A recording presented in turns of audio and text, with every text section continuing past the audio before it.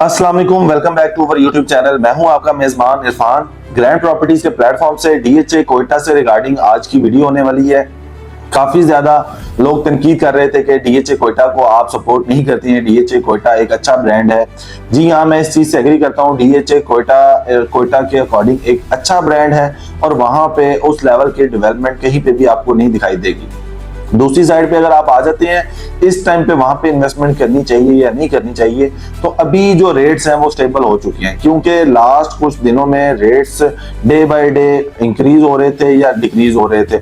Market की कुछ समझ नहीं आ रही थी कि इस टाइम पे इसके रेट्स में एप्रिसिएशन आएगी या इसमें डेप्रिसिएशन आएगी। लेकिन जिस तरह से फाइल का रेट तकरीबन कोई 30-32 लाख रुपए था, वहां से लोगों ने प्लान किया हुआ था कि अगर ये 30 माइनस में आती है तो हम इस फाइल को खरीद लेंगे। तो जब 30 माइनस में रेट आया तो लोगों ने कहा कि इसका रेट मजीद डिक्रीज होना है, तो हम वेट कर लेते हैं। फिर मजीद डिक्रीज हुआ तो लोगों ने कहा कि अभी मजीद और डिक्रीज हो लेने दें, हम फिर इसको लेंगे। वो मजीद डिक्रीज हुआ, इवन के इसका रेट जो है 23 लाख रुपए पे आ गया था। लेकिन 23 लाख से नीचे जाने के चांसेस इसलिए नहीं थे कि ये अपनी लोएस्ट वैल्यू पे आ चुका था और वहां से फर्दर इसने इंक्रीज ही होना था।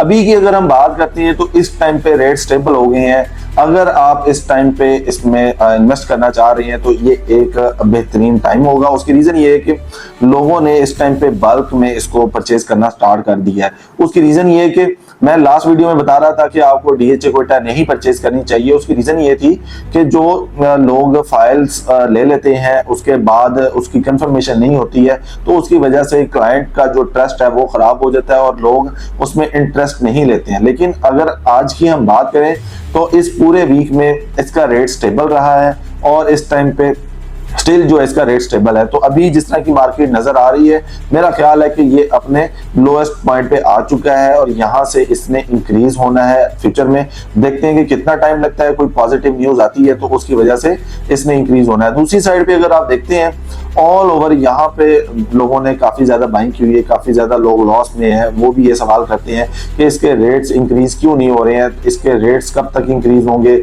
या हमारी जो इन्वेस्टमेंट है वो डूब तो नहीं गई है। ऐसा नहीं है कि आपकी इन्वेस्टमेंट डूब गई है, आपको सिर्फ थोड़ा सा वेट करने की जरूरत है। क्योंकि मैं हमेशा से ये चीज कहता आया हूँ कि ये तो सप्लाई एंड डिमांड पे डिपेंड करता है। इस टाइम पे जो है फाइल्स की अवेलेबिलिटी ज्यादा थी तो इस वजह से रेट एकदम से डिक्रीज होके लोएस्ट पॉइंट पे आ गया। दूसरी साइड पे लोगों ने ये प्लान भी कर लिया कि डीएचए कोयटा से एग्जिट करके किसी और जगह पे इन्वेस्टमेंट कर ली जाए, तो ये भी एक रीजन थी। सेकंड नंबर पे अभी फ्लड सिचुएशन की वजह से भी लोग थोड़े परेशान थे, तो लोगों ने कहा कि फ्लड की वजह से जो है पता नहीं मार्केट क्रैश ना कर जाए।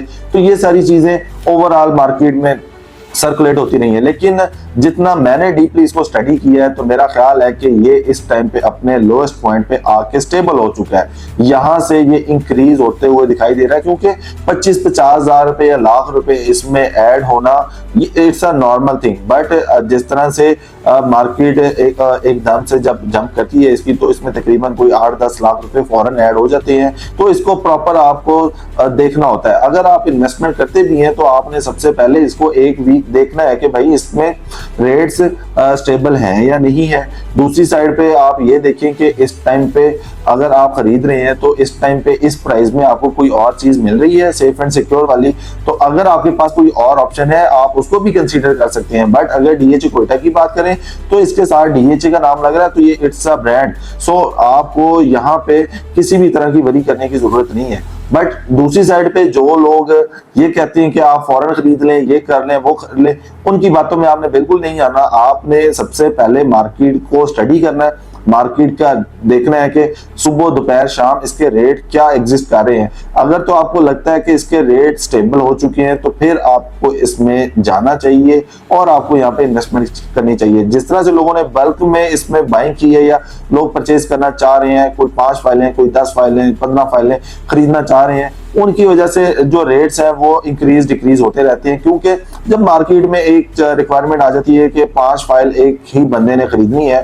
तो वो आहिस्ता आहिस्ता इसका रेट इंक्रीज कर देते हैं। आपने जब भी कोई फाइल खरीदनी है उसके लिए कुछ ट्रिक्स है, वो हम आपके साथ जरूर डिस्कस करेंगे, वो हम यहाँ पे नहीं बता सकते। तो आप जब भी कोई फाइल खरीदना चाहें तो उसके लिए आपको कुछ टैक्टिक्स जो है वो यूज करने चाहिए।